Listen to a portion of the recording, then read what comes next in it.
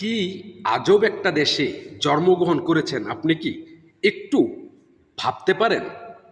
আমি আজকে আমাদের বর্তমান যে স্পিকার হাফিজ, ওই হাফিজের একটা বক্তব্য শুনলাম। আর সে বক্তব্যে সে বলছে যে বঙ্গবন্ধু ওই পাকিস্তানকে কখনো ভাগ হতে চায়নি, কিংবা স্বাধীনতার ঘোষণা তিনি দেননি, আর দিয়েছিলেন ওই তৎকালীন সময় এই হাফিজের বাবা। আমরা কিন্তু ইতিহাস ভুলে যাই না, আমরা কিন্তু ইতিহাসকে ভুলতেও চাই না। আর যদি বঙ্গবন্ধু পাকিস্তানকে ভাগ না করতে চাইতো, তাহলে কেন সেদিন 7.5 কোটি মানুষের সেই 7 মার্চের ভাষণে বলেছিল, রক্ত যখন দিয়েছি রক্ত আরও দিব? সেটা কি আপনার বাবা ছিল কিনা? প্রশ্নটা আমার আপনার কাছে। আমরা কিন্তু আপনাকে সেই 111-এর সময় আপনি কি করেছিলেন সেই কুকীর্তির কথা কিন্তু আমরা অনেকটাই জানি, কিন্তু প্রকাশ করি না। কারণ একটাই, রাজনীতিবিদ বলতেই মিথ্যাবাদী, রাজনীতিবিদ বলতেই তাদের জন্মের ঠিক আছে কিনা এতে যেমন সন্দেহ জাগে, ঠিক তেমনি যদি আল্লাহ কখনো আপনাদের মৃত্যুর পরে জান্নাত আর দোজকের হিসেবটা করে সর্বপ্রথম শুধু মিথ্যা বলার কারণেই আপনারা সর্বপ্রথম হবেন জাহান্নামী।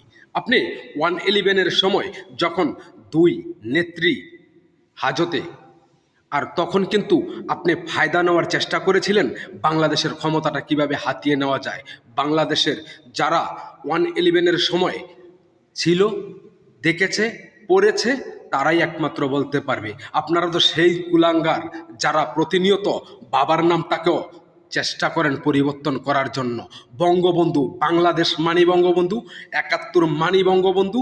আর বাংলাদেশে তোরা যারাই বসবাস করস, যদি বঙ্গবন্ধুকে না মানিস তাহলে তোরা বিজন্মা। তোদের জন্মে দোষ আছে, তোদের রক্তে দোষ আছে, তোরাই পাকিস্তানের বীজ।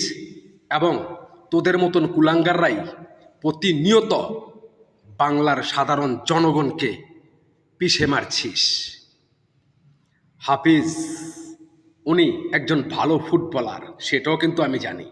আবার 111-এর সময় উনি কার কথায় কিভাবে কোন চিঠি পেয়েছিল, যদি তদন্ত করেন সব কিছু আপনিও জানতে পারবেন, আপনিও বুঝতে পারবেন। উনি বর্তমানে বাংলাদেশের স্পিকার। আবার উনি কিন্তু কিছুদিন আগে এক বিজ্ঞপ্তিতে বলেছিল, বঙ্গবন্ধু ছাড়া বাংলাদেশের ইতিহাস লেখা যায় না। আজ বাবা ক্ষমতায় গেছে, তাই বাবার টানটা তো একটু টানতেই হয়। সেদিন স্বাধীনতার ঘোষণা জিয়াউর রহমানও দেয়নি, বঙ্গবন্ধুও দেয়নি, দিয়েছিল এই হাফিজের বাবা। মাই ফুট, মিথ্যাবাদীর বাচ্চা।